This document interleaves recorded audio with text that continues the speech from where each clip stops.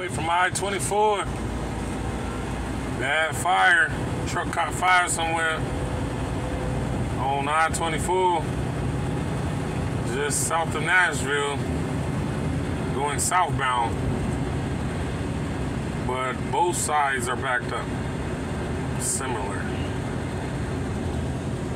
Yeah, it's a bad day to be on 24. And this just happened.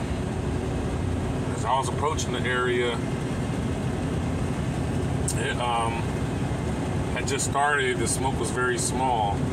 Traffic had just started, but then by the time I went around the traffic and everything, and I got a good up close picture. It was just crazy. Crazy traffic.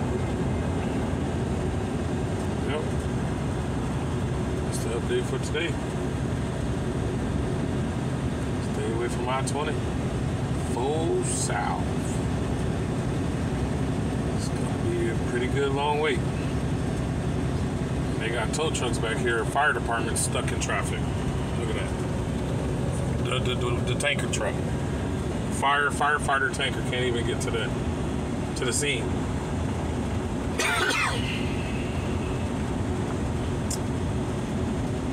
Just a little update for you guys.